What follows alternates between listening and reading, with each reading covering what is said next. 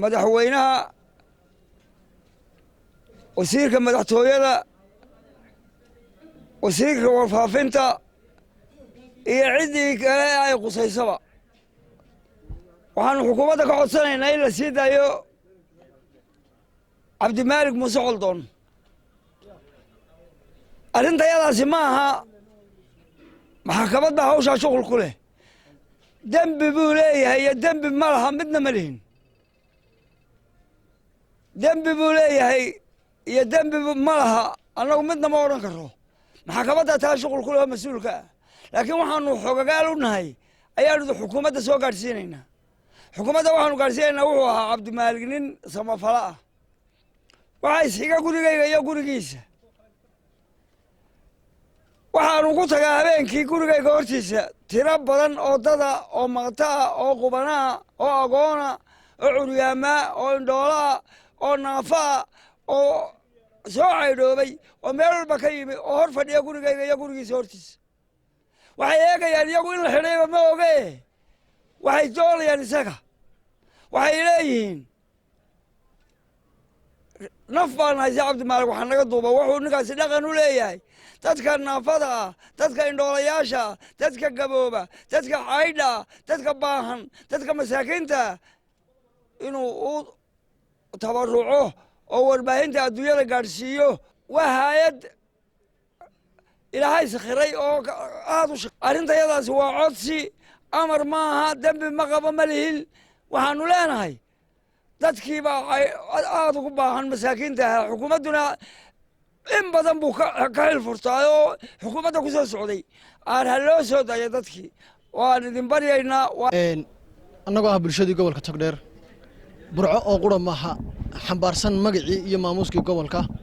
waxaanu galabta halkan isugu nimi inaanu gudbino fariintayadaasi waa codsi waxaanu si toosa fariintayada ugu gudbinaynaa madaxweynaha jamhuuriyadda somalilan wasiirka madaxtooyada wasiirka arrimaha gudaha iyo dhammaan laamaha amniga ee gobolka ee dalka annagoo oo aan lahayn gef buu galay annagoo aan lahayn haddii eebba idmaayo waa laga khaldan yahay waxaanu madaxweyne maanta si sharaf leh milgaleh maamuus leh magac leh kaaga codsanaynaa oo idinka codsanaynaa dhammaan xukuumad ahaan inna loo cafiyo cabdimaalig sheekh muuse coldoon cabdimaalig waxaa u hadlaysa intii uu caawin jiray intii uu gurman jiray intii uu gargaari jiray wuxuu ahaa xubinka ugu firfircoon ee caawiya dadka inta goolmoon inta baahan inta ciishoon inta curyaanka ah iyo haddii eebaydmayo inta laxaadkoodu kala dhantaalan yahayba cabdimaalig waxa uu hadli jiray oo u doodi jiray dadka aan afkoodu mikrofoonka gaadhi karin wuxuu hadli jiray dadka aan kamaradu qaban jirin wuxuu hadli jiray dadka saxaafaddu ka aamusnayd wuxuu isku xidhi jiray iyaga iyo bulshada inteeda kale dad badan baa la mahadiyey oo uu caawiyey gurmad u fidiyey haddii eebaydmaayo warkooda markuu gudbiyeyna maanta noloshooda isbedeshay haddiiba lacalla uu cabdimaalig khalad galay ha lagu cafiyo boqolaalkii kumanaankii malaayiinkii waxa uu qabtay waxaannu codsanaynaa sida odayga hore uu soo sheegay hurre uu soo sheegay ninkaa cabdimaalig muuse coldoon la yidhaahdo in la cafiyo oo ay dawladdu cafiyo sidaasaannu codsanaynaa sababtu maxaa yeelay kolley dee qofku mar waa qaldamaayo annagu waxa weeye dembi ma qabo ma lihin waxa la yidhi nin habari dhashayba halseeg markaa qofku wuu qaldamaa laakiin dawladdu inay cafido ayaannu codsanaynaa waxaannu codsanaynaa boqolkiiba boqol madaxweyne adiga xukuumaddaadu waxaannu doonaynaa adigoo mahadsan adoo madaxweynehayagii ah annagoo aad iyo aad kelmaddaasu ay naga dhab tahay waxaannu doonaynaa inaad u soo daysaa dalka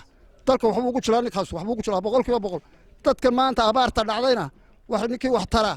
waa nin wax taray sida culimmadu uga warramayso sidaad adigu uga warramaysay sidii madaxweyne aad uga warramaysay dadka ha la caawiyo kii keliyaha koobaad ee labaad waa ninkaasu xaqiiqa gobolka togdheer xaqiiqo weeye markaasu naga guddoon naga maqal madaxweyne codsigayagu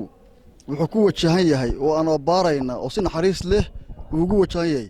madaxweynaha jamhuuriyadda somalilan axmed maxamed maxamuud silaayo waxaannu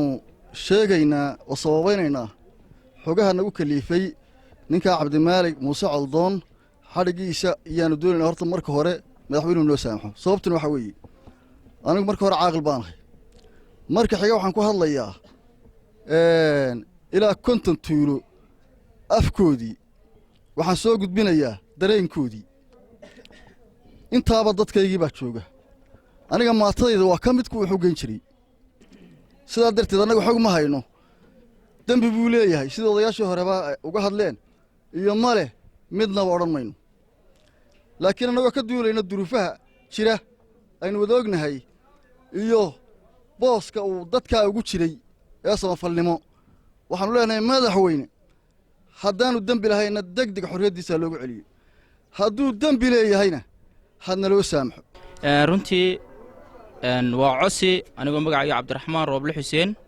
waxaannu ka codsanaynaa jamhuuriyadda somalilan gaar ahaan madaxweynaha jamhuuriyadda somalilan axmed maxamed maxamuud silaanyo laamaha amniga wasiirka arrimaha gudaha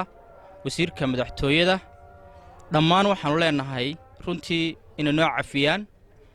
waxa weeyaan cabdimaalig muuse coldoon haddaan ka hadlayno anigoo ku hadlaya afka waalidiintiisa waxa weeyaan in xorriyaddiisii loo soo celiyo waa cosi hadduu dembi leeyahayna annaku ma lihin waa dembiile annaku ma lihin waxa weeye dembi ma laha labaduba ma lihin laakiin taannu wadnaa maantaannu xambaarsantahay waxa weye waa cosi taasaannu ka codsanayno runtii waxyaaluhu qaban jiray ee bulshada u qaban jiray jamhuuriyadda somalilan gaar ahaan gobolka togdheer wuxuu u qaban jiray runtii wayn la dareemayaa waa la og yahay galabta shirkayagan jaraa'id wuxuu daaran yahay annagoo ah waxgaradkii gobolka togdheer oo aan bari iyo galbeed kale lahayn oo isku duuban inaannu madaxweynaha qaranka axmed maxamed maxamuud siilaanyo si xushmad iyo sharaf leh uga codsanno inuu xorriyaddiisii u soo celiyo cabdimaalig muuse coldoon cabdimaalig muuse coldoon qiimihiisa waxaad ka garan kartaa